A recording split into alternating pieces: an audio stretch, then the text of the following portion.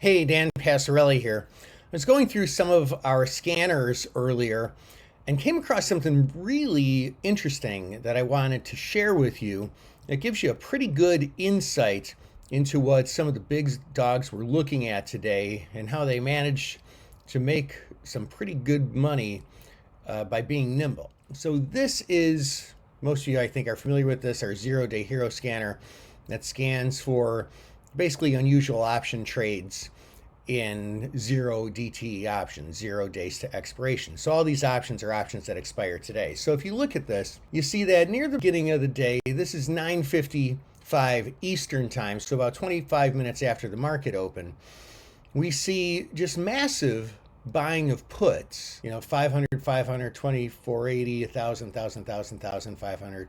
And they're all either the 5645 puts in SPX or the 5635 puts in SPX. And just to give you an idea as to how big the impact here is, or the notional value, this 500 lot is a $7.19 million worth of controlling the S&P 500.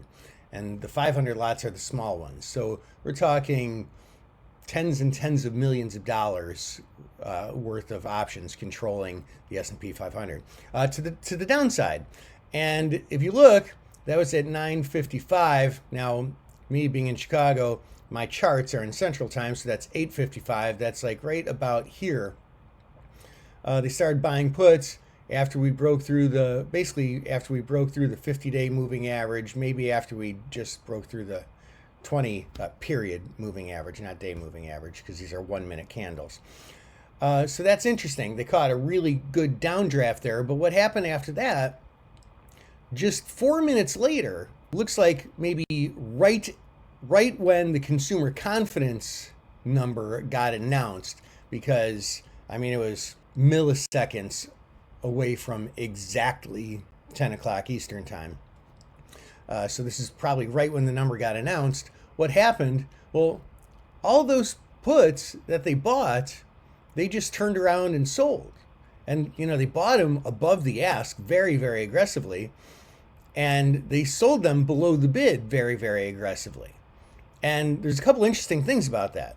First of all, that was probably the result of, as well as the cause of, the reversal. Because when traders are selling that much notional value, people that they're selling them to, they have to hedge. They would really buy just tons of E-mini futures, which pushes the stocks up. They sold here, or got short here by buying puts, and got long here by selling those same puts back out.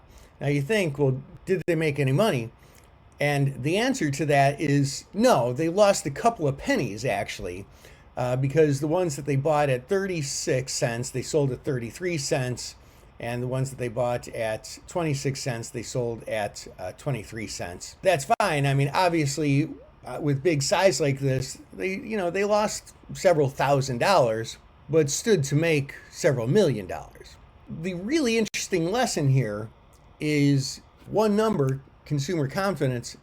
It came out, and these traders recognized that their plan was no longer to be followed, and they immediately stopped themselves out for pennies before they could have ended up in a situation where they lost a lot.